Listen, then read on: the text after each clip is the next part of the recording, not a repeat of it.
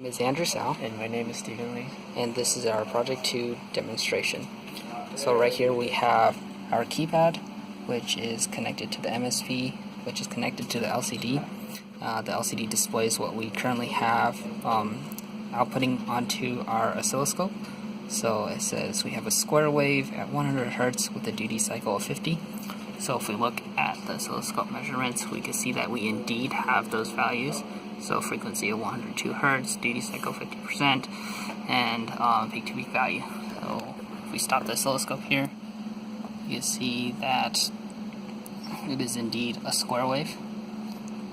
So changing these values, the 1 to 4 on the keypad changes the frequency value. So if we change it to 2, it would change to 200 Hz here, and frequency of 200 here, and so on and so forth. So 300, 400,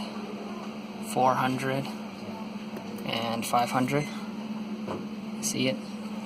And the star and the hashtag, they change the duty cycle of the system. So this would decrement it, and this would increment it. So decrementing it would decrease it by 10%, so 40%, 30%, and it corresponds up here, 30%, 20%, 10%, and you can see if we stop the waveform here, zoom in a little bit, it is indeed at a 10%, around 10% duty cycle. So vice versa with the increment button right here, this would increment it up, increasing it 20, 30, 40, 50, 60, all the way up to 90%. So you can see over here 88, around 90 or so. And one last thing, the 0 increases it, resets it back to 50. So if we press the 0 here, we can get 50% back at it. So after this, we also could perform sine and cosine as well on this. So sine is if we press the 8 button on here, 8 button would produce a sine wave. So we stop that right here,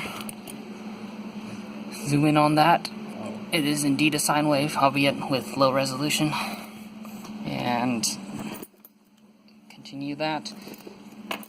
You can see this produces a sawtooth, and we could also change the frequencies for these as well. So again, 200, 300, 400, and 500. So sawtooth at 500 Hz with the duty cycle of 50. Alright, that is all. Thanks for watching.